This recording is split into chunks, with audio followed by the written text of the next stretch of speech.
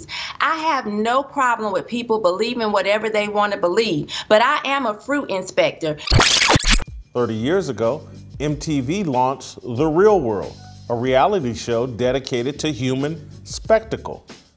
The show suspended reality and stuffs 7 strangers inside a luxury home loaded with cameras and microphones. The purpose was to document and expose the private lives of the participants for the titillation of a much larger group of strangers called an audience. A PBS documentary produced 2 decades earlier, An American Family, inspired MTV's version of A Real World.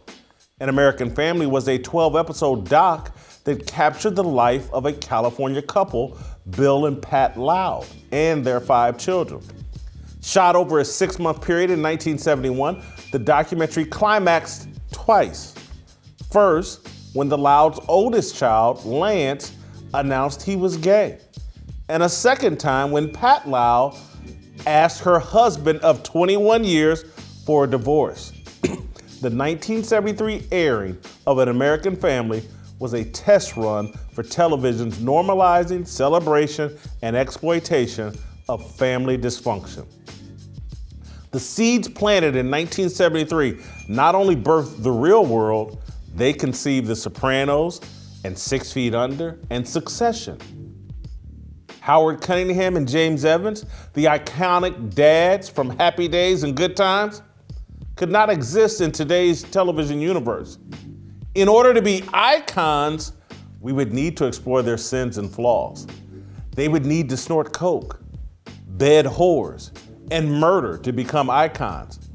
Tony Soprano and Walter White, they are the modern day Ward Cleaver and Mike Brady. You remember Ward and Mike from Leave It to Beaver and Brady Bunch? Will Smith reached icon status playing the role of Fresh Prince and making rap music for the whole family. He became the most marketable star in Hollywood. Now in his 50s, I expected Smith to transition into a respected elder statesman, the role Bill Cosby tried to play before his private life cast him as a predator. It appears Will Smith doesn't want that responsibility, or perhaps the gatekeepers won't allow him to take that role. Or maybe it's as simple as he's doomed by his marital choice. Smith grew up a Christian. He married a woman, Jada Pinkett, who doesn't share his religious values. He acknowledged in the GQ story that he bowed to her non-traditional view of marriage and sex. A year ago, in what could be fairly described as a humiliation ritual, Jada brought Will to her Red Table talk show and made him discuss her affair with a 27-year-old child.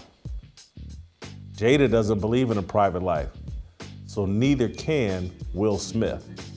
The Bible says that the husband is the head of the wife. So the fact that Will has decided that Jada wears the pants is really disgusting. In my opinion, I wish that both of them would just come out and admit they're bisexual and that they're just flip-flopping and don't know what role they want to take in the marriage because, you know, either one goes.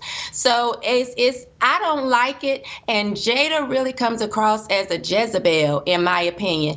And we know what happened to Jezebel. You know, they need to let the dogs out on Jada because this is really ridiculous. You have all these Jezebels and Ahabs that we're propping up as the ideal marriage, and that's not ideal. You have Jada and Will with this foolishness. You have Gabrielle Union with Dwayne Wade in them little clothes, looking like a girl all the time, running him, telling us whether or not he like his behind lick. You know, it's just ridiculous in what we're seeing and being pushed out here as the idea of marriage. And then it bothers me that Will even had the nerve to say, you know, his Christian values made him, you know, want to go to a therapist and and check out what was going on in his mind. Where if these are things that are valuable to you, if you have values, which one do you value? Your Christian views or your wife? Because they're not going together here, and you need to choose. I have no problem with people believing whatever they want to believe, but I am a fruit inspector, because the Bible says that a good tree bringeth forth good fruit, but an evil tree bringeth forth corrupt fruit.